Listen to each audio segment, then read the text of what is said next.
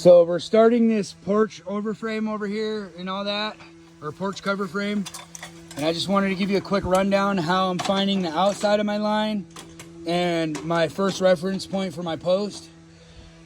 So what I did was I had Aaron hold me against the wall right there, and I lasered up to this point right here with my 2-point laser at 8 feet. We did the same thing over there at 8 feet. And then we snapped this line outside. So this line is an 8 feet line, or 8 foot line, sorry, and it's parallel to the house. So then what we had to do was we had to draw a pencil line from the side of our bracket down, because that represents the side of our post. And then we measured over 6 feet. Since this just happens to be 8 feet, we're gonna use a 6, 8, 10 triangle to confirm this corner right here. And that's gonna be perfectly square. So this is 8 feet. So he measured over 6 feet, and then he held me right there, the tip of my tape, and we measured over. And I used the laser, and I slid the laser across our line until we found this point at 10 feet. So we know that this is a solid square reference point to the garage and the bracket. So now what we're doing, because this post over here is free floating, so it's not like we can just measure over to another bracket. So we're measuring to center of where we know the ridge beam's gonna be.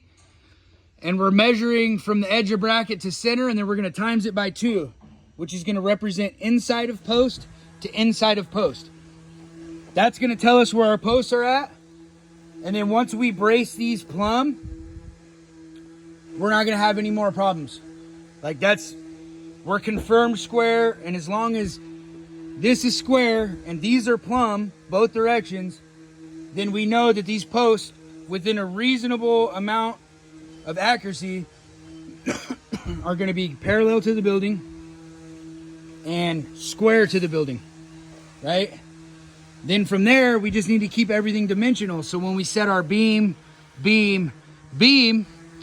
all those dimensions need to be cut accurately, because these 2 posts will be braced plumb both directions. And as long as all the top of this is all cut to the right dimension, then we have no choice but to be plumb, level, square, right? And in these situations, I'm not talking about being within 1/8 of an inch. Like, we're dead nut square. This is exactly 10 feet right here.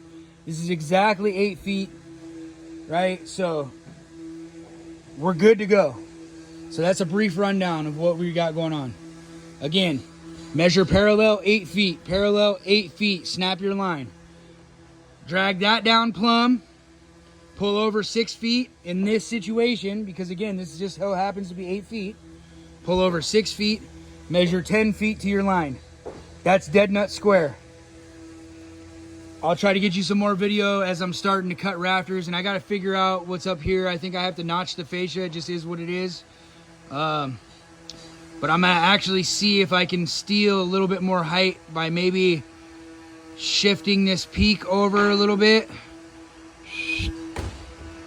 to where my tails are actually 3.5 inches wide. That might save me 2 inches, and I might just be able to barely float under that. If not, I'm just gonna cut the roof angle right there, make sure I can slide flashing and my roofing and everything under there that I need to, call it good to go.